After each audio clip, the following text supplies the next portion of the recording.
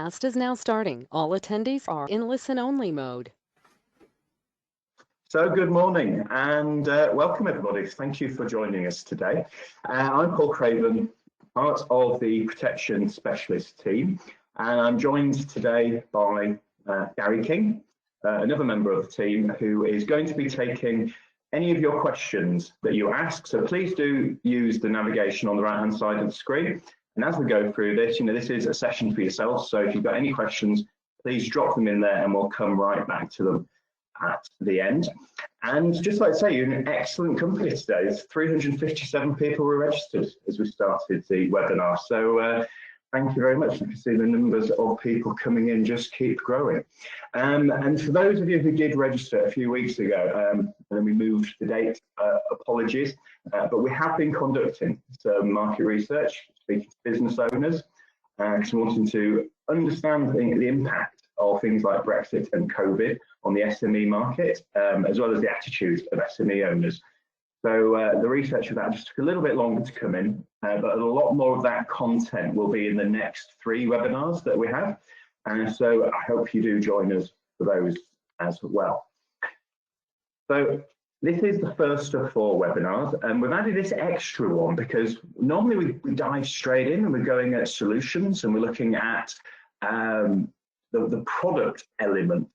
But we're then being asked, but how are we then having these conversations? So we're adding this one in. So this is more about the conversation, more about how we can then shape the conversation and look at why. Why is it important to protect businesses? Why does it matter to the client, and why does it matter to yourselves? Because there is some big, wide consequences. Now, this is a really good time because the start of the year is, it's tax year end for most companies. And let's face it, the last 12 months have been absolutely extraordinary. So 2 significant things, I've already mentioned them, Brexit and COVID. Now, pardon me, interestingly, the research we carried out, Brexit barely registered with the SME owners. It's mainly been COVID and the pandemic. That's been the key element that's caused concern for people. And it makes sense, the inability to trade, changes on how they trade, reduced demand for their services. And, we've noticed some big departures this year from the high street, things like the Arcadia Group and Debenhams, they're kind of just like the tip of the iceberg, but the noticeable ones.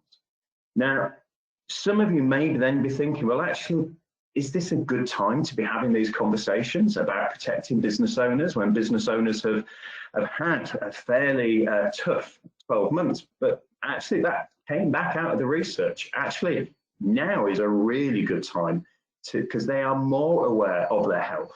They're more aware of their well-being. And for many, the safety net that they previously had, their own reserves within the business, they've been using those in the last 12 months. So actually that safety net has gone. So if anything else was to happen unexpectedly to a key person, to an owner, again, they cannot withstand another setback. And that's what you keep seeing in the news when you're watching what people have to say. So now is a really good time. Then we have the budget. And again, Rishi Sunak mentioned a couple of things in there. So lifetime allowance freeze following this year up until 2026. I'll talk about that a little bit more when we look at relevant life plans next week. But something else that he mentioned was corporation tax. So for businesses of a certain size, their corporation tax is going to increase to 25%. Now that is just going to mean that the value of being able to pay for something through the business is actually going to go up. So we're going to have more business owners wanting to find ways of using their company profits to pay for other things because it's going to have more value to them. Now, today is not a technical session, so I hope you will join us for the following sessions where we'll look at family protection, where we'll be looking at things like profit protection and ownership protection. Now, this morning is based on the feedback from yourselves. So this is where we want to look at why protecting a business is really important, not only to you in terms of the opportunity, but also to the business owners. We want to look at how we can help identifying the needs and the problems that clients may have by using their accounts. You know, that they will be submitting their accounts to the accountants. They'll be coming back, you know, they'll be very aware of kind of future planning. They'll be aware of what's just happened in the last 12 months and how that's impacted the business.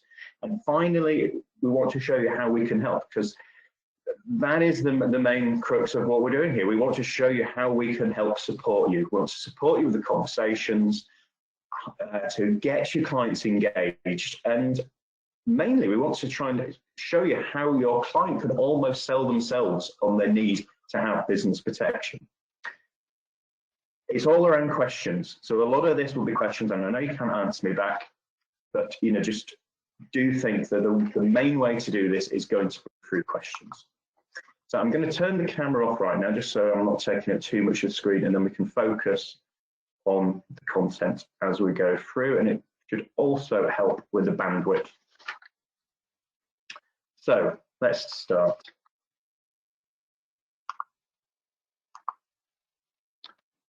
Great place to begin, you know, asking, and maybe you've got your business of your own, maybe it is, you know, asking this of your client. Why are they in business for themselves? And then again, this, you know, we since checked this, and it came back, you know, it's about 43% of people with their own business. They're saying the main reasons is they want more autonomy. They don't want to be taking orders from anybody else. They also want the ability to earn more money. You know, like being your own boss gives you the more chance to earn. And that's what we're trying to protect. We're trying to lock in those things. You know, so if you've been self-employed, you've got your own business, you don't want to have to then go and work for somebody else. You don't want to be in a situation where you're earning less than you'd originally planned. So let's take Mark. So Mark is our business owner in the center here. What does the business mean to Mark? Well, for a start off, the business is providing Mark's income. Now, for most business owners, and it's about 2/3 of business owners, their business is generating the main income for that household. And for about 1/3 of business owners, it's the sole income for the household. So this really is very important, protecting a business. But it's not just about the income, but that business is generating profits, which is helping them to fund their retirement. It's also how they'll be funding their lifestyle, their home for themselves, for their families. And again, we're hoping this is where they're going to get, because if there's more profit in it for them, that's where their savings are going to come from. You know, to be your own boss, you want to get the rewards of being your own boss. So that one business is generating pretty much everything for Mark. Think about sort of further financial planning opportunities, the goals, his aspirations. He wants to get his kids through university. What age does he want to retire? Probably lower than the state retirement age, but how much would he like to retire on? You know, how much would he like to leave his family so he can make sure his family are left, you know, financially stable? All of these things are what we need to protect. But what could prevent this from happening? Now, Mark is not on his own in this business. So Mark has other owners. So he's working alongside Gary, Steve, and Julie.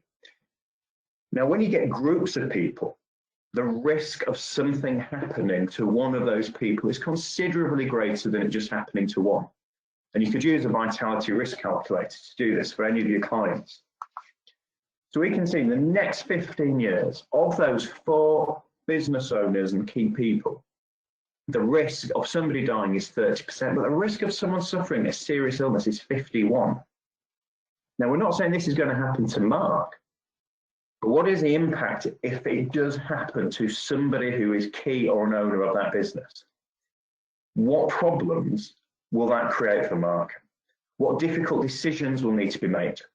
Now, Mark might be feeling absolutely kind of really robust and resilient because he's got his own life cover, he's got his own serious illness cover, income protection, fully covered. But then you think about the business. If something happens to somebody else in the business, None of Mark's insurance is going to pay out, but what is the impact? So we'll stick with Mark and then go, so if something bad happened within that business to another one of the owners or the key people and the business needs a cash injection, where is that going to come from? Do we borrow money from the bank? Will the bank be willing to lend us the money? Will Mark need to sign personal guarantee, take a second charge against the family property? So that's kind of jeopardizing Mark's personal financial planning. Or would it be in a situation where he maybe could just use his own cash? So maybe he's got some cash ISAs, he's got cash on deposit. He needs to save his business. So it just makes sense. He could take the money out of his business and take the money out of his own personal accounts and use that to protect the business. But how could that be better? So we know what potentially could happen, we know what it potentially could do, but what does good look like? Well, good would be the business receives a wedge of cash paid from the insurance because of the event which has happened to either the owner or the key person, which now means that business has cash available, which means Mark's not having to rely on the bank, he's not having to use his personal assets. We've given Mark peace of mind, we've de-risked the business because of everything that business was supporting. But it's also opening up, having these conversations around ownership, about cash flow, profit protection, is also opening up other opportunities. So, if an advisor, maybe you could even be helping around things like tax planning in terms of how they've set up the ownership protection side.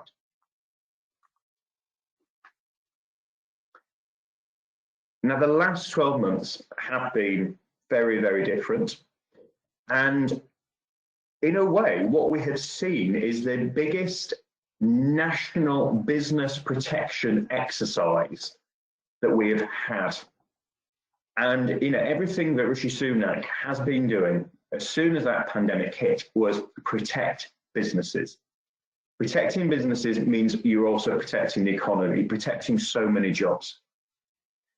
And then, the furlough scheme, the grants, the COVID bounce back loans, all of these things that were coming in was all around protecting the business, which for me just really shows that the ultimate income protection is business protection.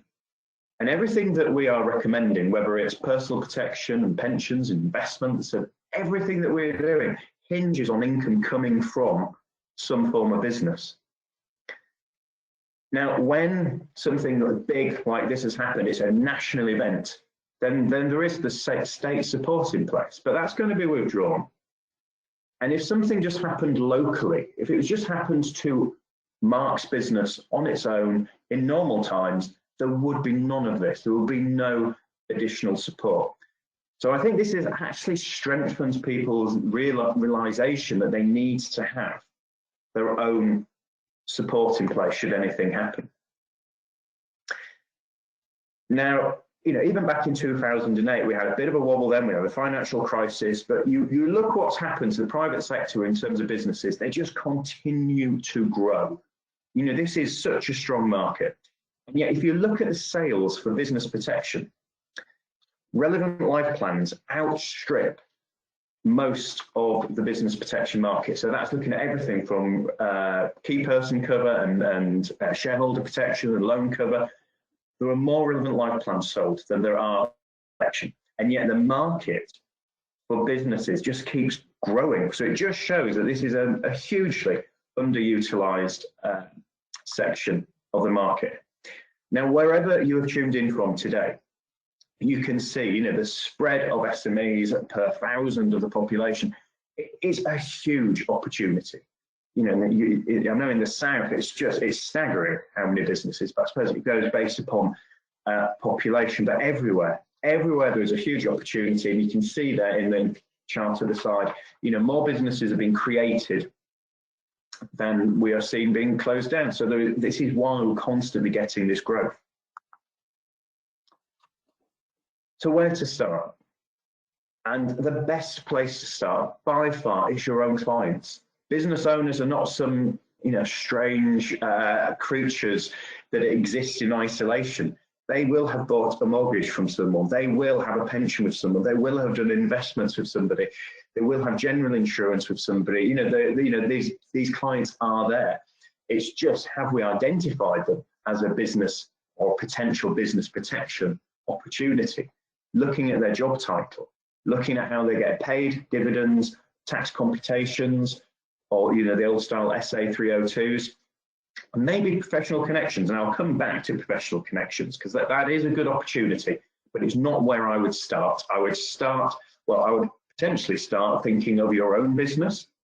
If you have a business of your own, have you got your own protection in place? Because that was part of the research that came back. Many financial advice firms don't have their own protection in place. There's also the opportunity, even if people do have protection in place, has it been reviewed? Is it still fit for purpose? Is it still covering the correct people, the correct sums assured over the correct terms? So again, it's a review exercise. This is not a once and done opportunity. But we always say the best place to start would be with existing clients. Cut your teeth by all means on arranging your own cover, but then start with your own clients. To start with your own client, it is 5 times less expensive to retain and deal with an existing client than it is to attract a new client. So it just makes sense from kind of the acquisition of new clients. And the take-up rate that you can see there, the take-up rate of a product being bought by an existing customer is significantly higher. So it just makes sense that these are the correct place to begin with. And if anyone's ever worked in bank assurance, this is why the banks were targeting clients for about 14 different product lines.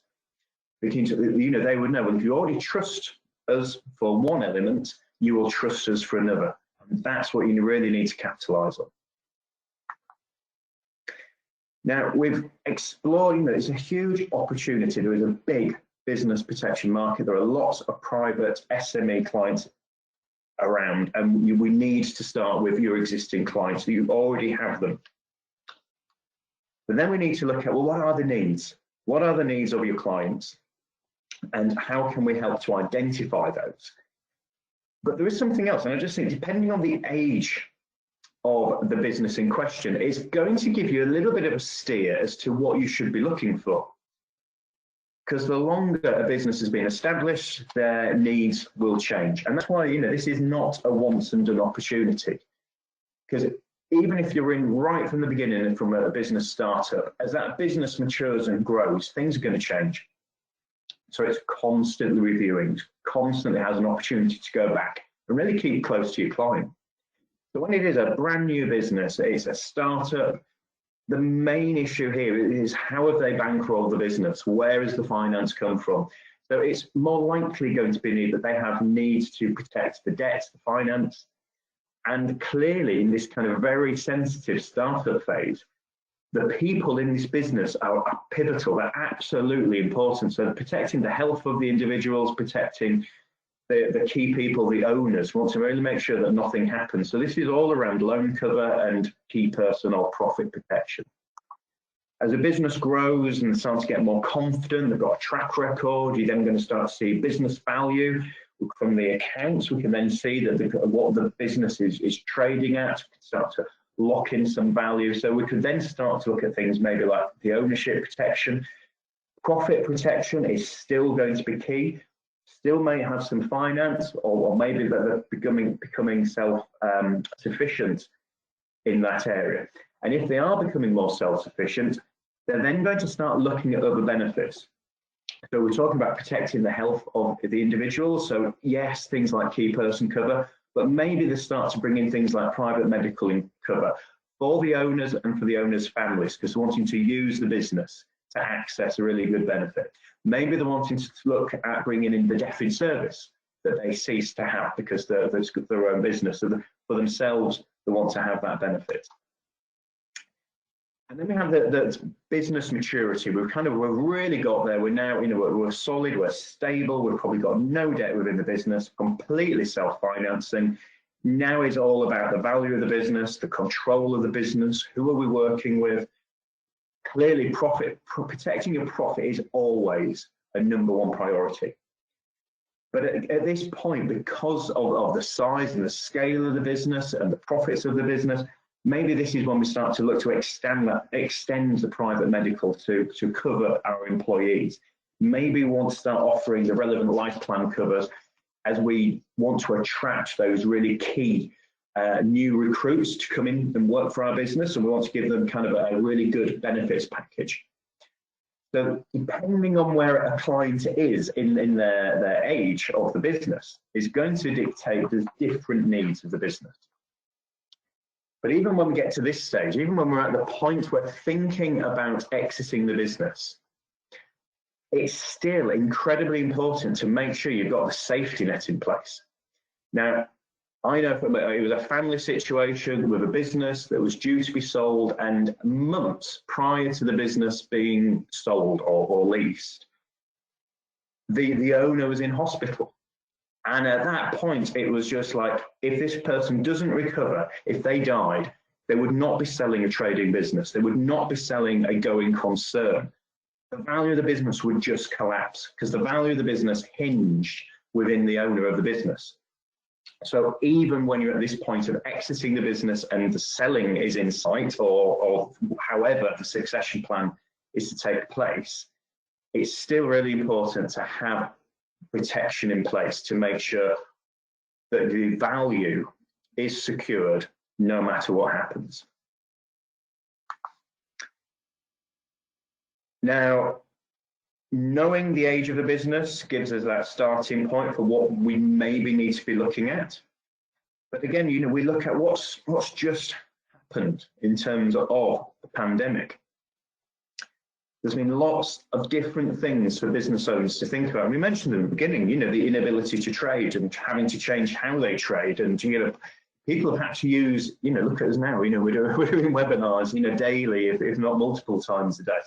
You know, people have had to shift their business models very rapidly, and they're, you know, they're worried about reduced cash flow, and we know where are they going to get the money from to make sure they can pay all the bills.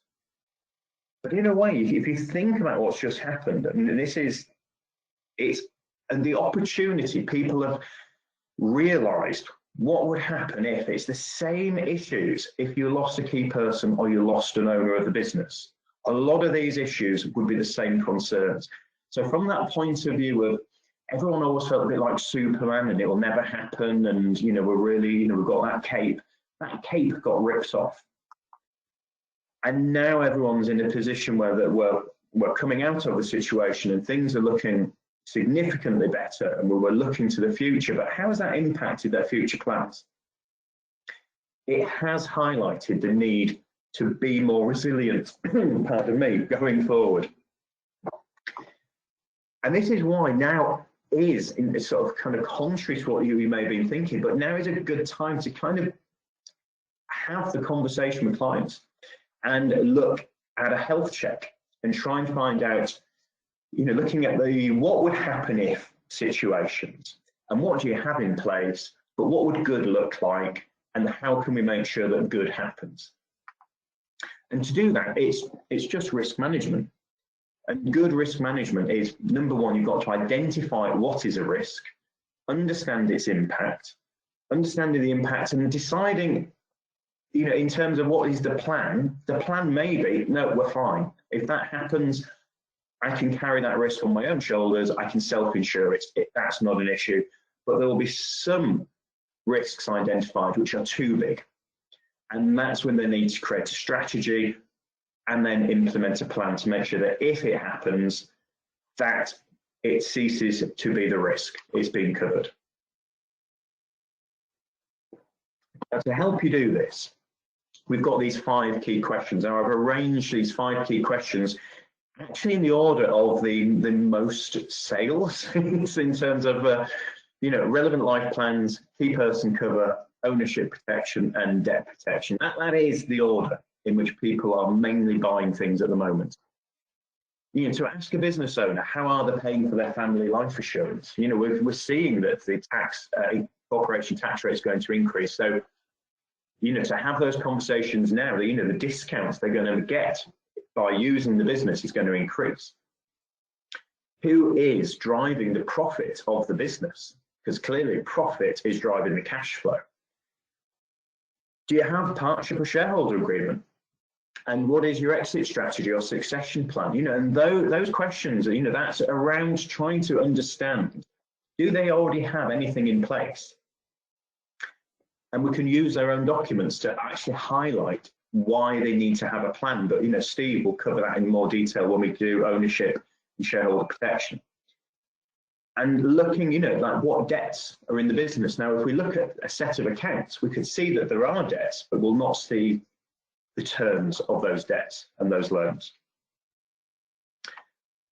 Now, the accounts, when the accounts are being produced, the accounts can come back. Now, they can look quite confusing. Quite often, we'll have people send us a copy of somebody's accounts just to help them understand the business, whether it's business value or looking at the cash flow or looking at profitability and looking for opportunities. And we're really happy to do this.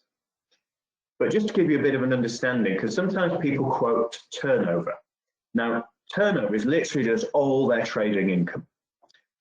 And it's not to say that you would never use it, but if the cost of sales outstrips the turnover, then actually that's not a good business. So you're looking not at the turnover, but you're either looking at gross profit or profit pre-tax, which is the main figure we tend to look at for all of our calculations, is to understand what is the profits that the client is going to pay corporation tax on. Because the profit that they have, this retained profit, is also the profit they'll be paying their dividends out of. So looking at net profit is really important, not just in terms of understanding the business, understanding how much cover people need, pardon me, but also to understand it's where Mark's probably pulling his income from, because he's probably on low salary and big dividends. So we need to make sure there's always going to be profit available to make sure he still gets to take his dividends out of the business. And when you look at a set of accounts, they don't always nicely, some do, but not all will nicely label things and say net profit. So you can see on this example, they're not Vitality's accounts, but just an example, it may say profit pre-tax, it could say profit before taxation, or it might say net profit. But that is the figure. And ideally, you'd look for, say, 3 years net profit to look at the calculations that we use within key person and shareholder. But again, we'll cover that in more detail in the following weeks. Something to be mindful of is normally we're hoping to see that the current year's profits have grown since last year, or maybe similar. But what you may find with many businesses this year is actually their profits could be down this year. But what does that mean? What does that actually mean to the business? So again, this is kind of feeding back into the cash flow, the resilience, the reserves within the business are impacted, which then means they're less resilient going forward. And what would happen if somebody died? What would happen if somebody was seriously ill? How could that have a detrimental effect on the business? So here we're just kind of like just doing a mini and a simplified stress test. So this is our good business. Mark's involved in this business, £750,000 sales, cost of sales only 300,000. But you can see we've got a really healthy net profit. But there is a director's loan. Pardon me. There is a director's loan in place. Now that's an informal loan. There's no loan agreement. So that means if anything happens to the person who put that loan into the business, that's repayable on demand. So if something happened, if we had a situation and, Julie within the team had died and she was the person where we owed the director's loan back to, if because Julie wasn't around, our sales have halved, our cost of sales we're hoping have halved in conjunction with that, but fixed costs are fixed costs. That's your rent, that's potentially mortgage on the business premises. If it's not rental, that's your salaries. They do tend to be fixed. So we can go from a really healthy profit to suddenly we've got a £25,000 loss and we needed to repay a director's loan back to Julie's family, which now means we've had to then take on a loan from the bank. But we could have removed that risk. You know, we could have had that director's loan insured, and all elements of business protection are not expensive. You know, like if Julie was 45 years old and we were going to repay the loan over 5 years, that could have been as little as £13 a month to protect it against debt. So really affordable solutions could be put in place. But how could a poor year in terms of profits of a business have a bigger impact on maybe the business valuation? And again, we might be seeing that this year as well. So pre the 1920 or the 2021 tax year, I should say, you know, if we had net profits at 250,000, you know, we've got a business value then of about 1.25 million, assuming we used a multiple of 5. We've split it between 3 owners, 417,000 each. But if we now lock in the bad year that we've just had, our average net profit over 3 years has dropped. Using the same calculation, we've got a lower value for each shareholding in the business. But thinking about Julie's family in this instance, Julie's family may be thinking that the value of Julie's shareholding in this business is still 417,000. But Mark's thinking, well, no, we've had a bad year. So actually the value of that shareholding is only 263,000. Now, this is where you can then get conflict, because the beneficiary of kind of a policy of the inheriting those shares is thinking, you know, nearly 500,000, but the existing owners are only wanting to pay 263. This is conflict. This is something you do not want to have in your business. So it's a good idea to have something like a mini business will in place to understand exactly what will happen if. And it always goes back to what would happen if. And again, Steve's going to really cover this in more detail in a couple of weeks' time. Now, we're building more reasons why owners need to consider protecting their businesses.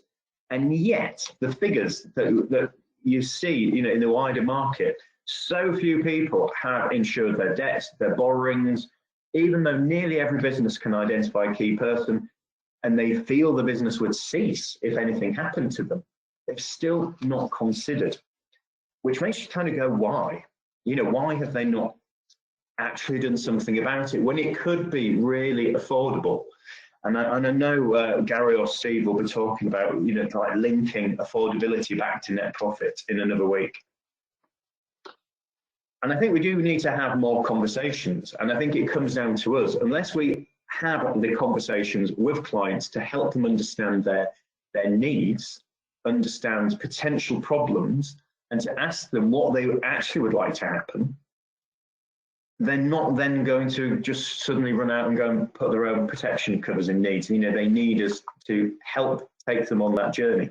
It is around, you know, an education piece as much as anything. So lots of open questions. And I would say from a neuro kind of linguistic point of view, so I know someone gave me this training years ago, and it just makes perfect sense. If you ask somebody, can you think of the problems you would face? What issues would you have if that happened? Is this of a concern to you? Naturally, your mind is problems, issues, concerns. That is where you need people to be when you're having conversations around protection. They need to be thinking of the worst scenarios. If you ask somebody about coping and managing, you send their mind into a different zone where they go very optimistic and it's like, yes, I would cope, I would manage, it will be okay. And that's not what we want. So the questions that you ask need to be driving people towards problems, issues, concerns, you know, and the impact.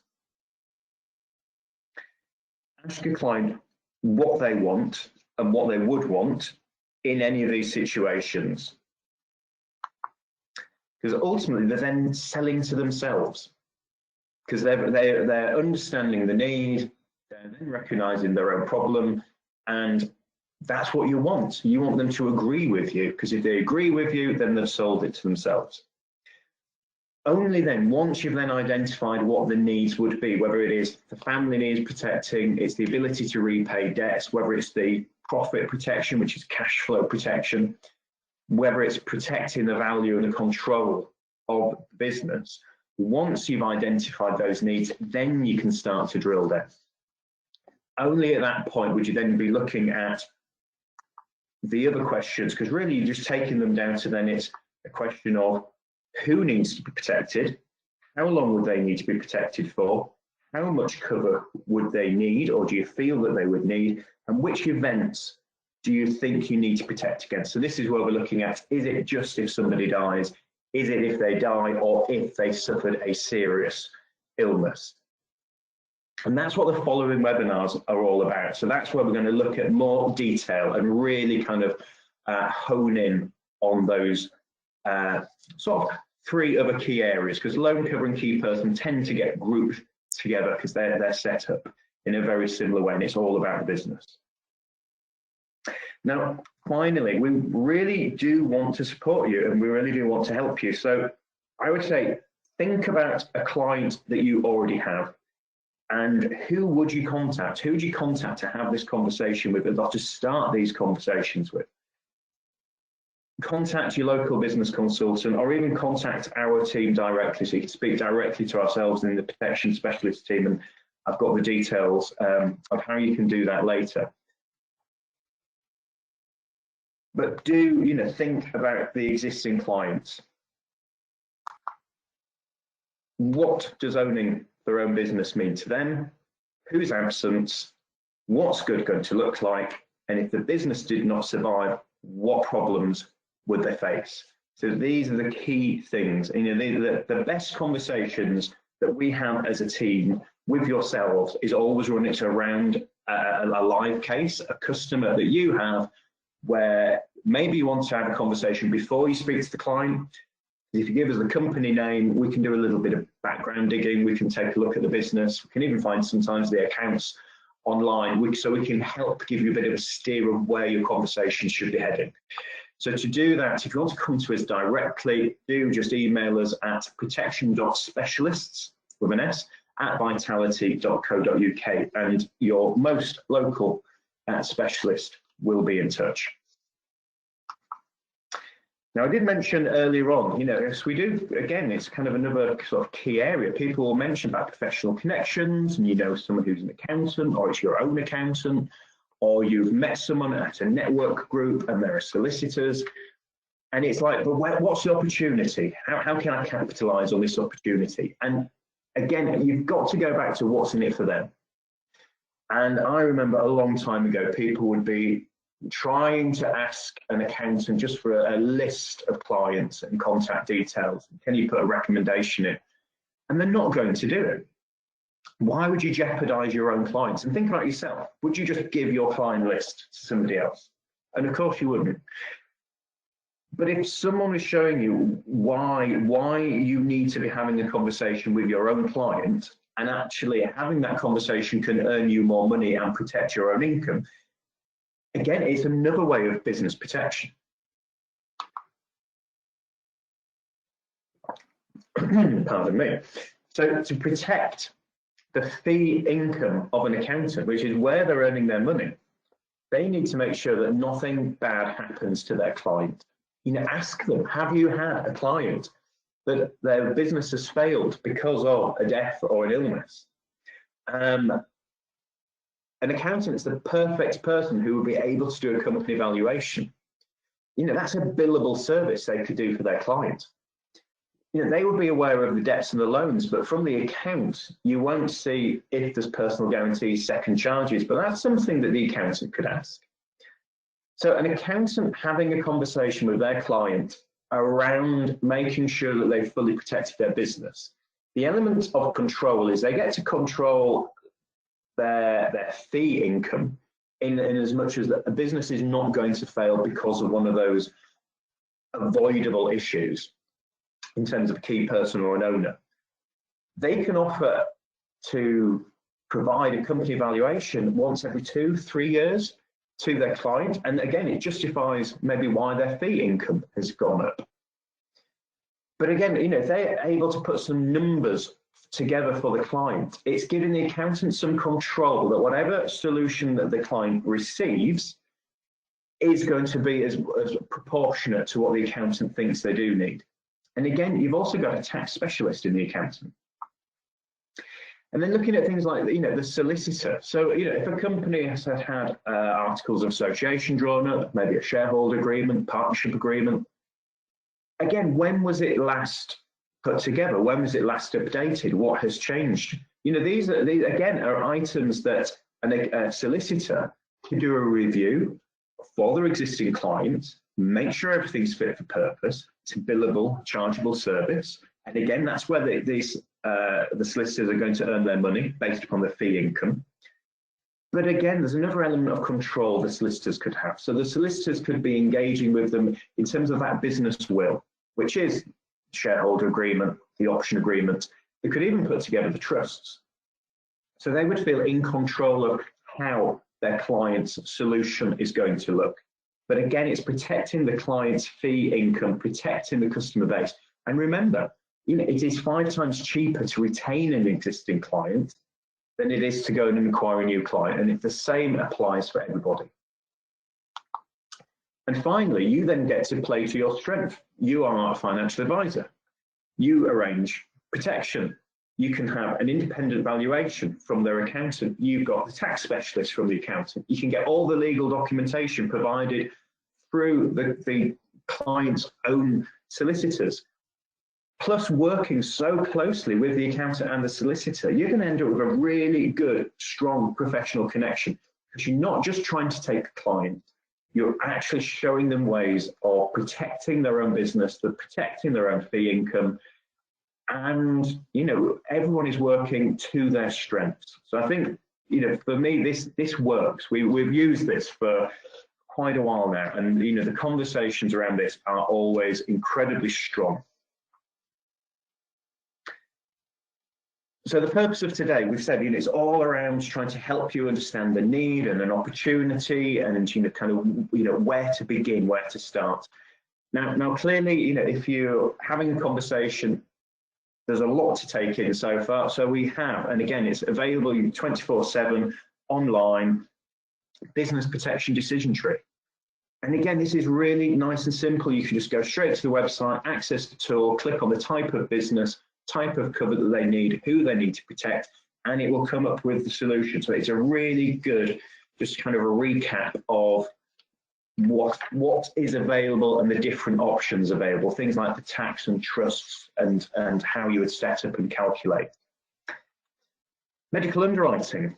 And again, I know some of you might not do much protection, and then medical underwriting might be that area you like, I'd like to know what I'm getting into. So again, we have a tool that's available for you to register for, but this just clicks straight through into the underwriting engine within Vitality Advisor Hub. So you can pre-sale yourself a client using the same question sets to get indicative terms. And again, it removes uncertainty. So I think as long as the client knows what to expect at the end of underwriting, then it's a much easier sale if you can remove that uncertainty. Other things that we do to really try and make the process as slick and as seamless as possible. We're the only insurer to have our own nurses, but they're able to do both the telephone underwriting, and there's no charge for that. It's a completely free service, and great disclosure. So if you're not happy asking for the medical information yourself, you can let our nurses do that on your behalf.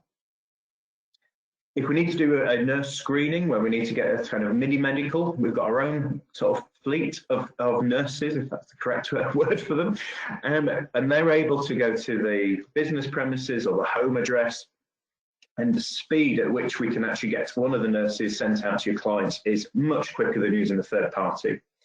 And finally, there are some solutions like shareholder protection, like relevant life plans, where we do need to use a trust. But again, you can use an online signature-free trust process. No requirement for any witnesses, so it's no delays, it's part of the application, it's quick, it's simple, and because it's just entering information in a few boxes as part of the application, it just uncomplicates doing business protection.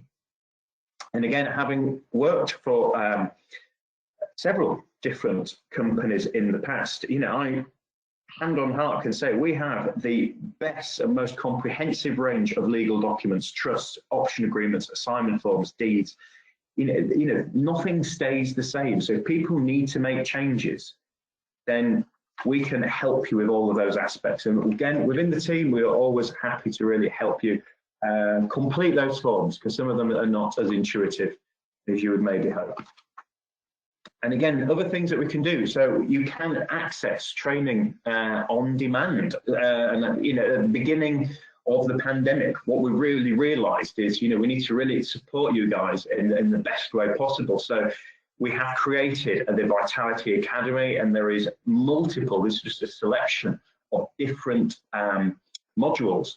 It's free, you can sign up, enter mini modules and get CPD on the back of these. So again, if you want a bit of a recap, please do take a look at Vitality Academy.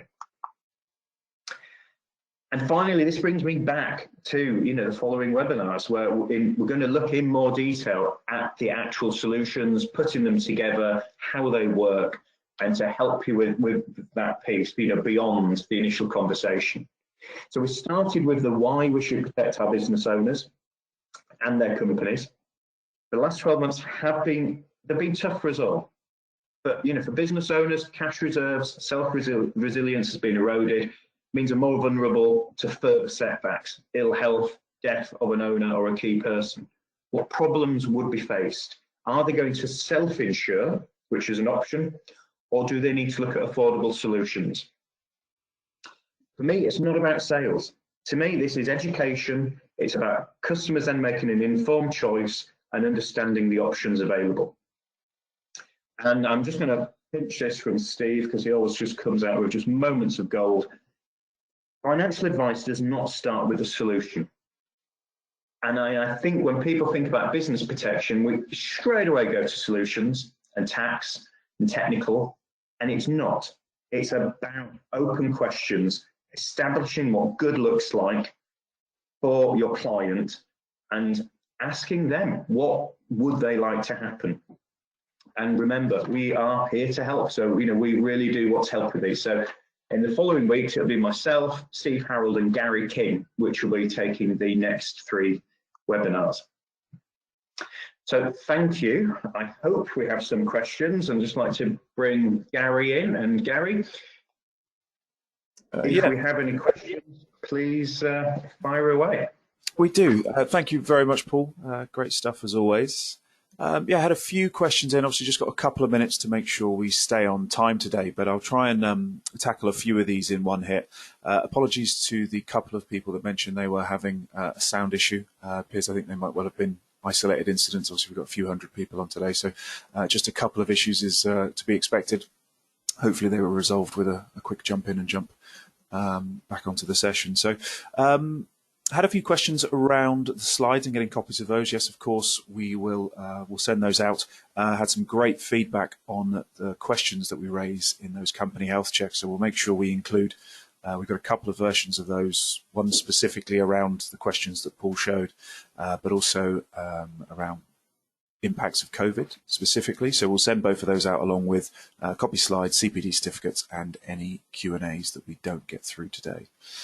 We had a few questions on underwriting. Hopefully, Paul, you covered off these later on in the session when it comes to how we can use things like Big T underwriting and our nurses.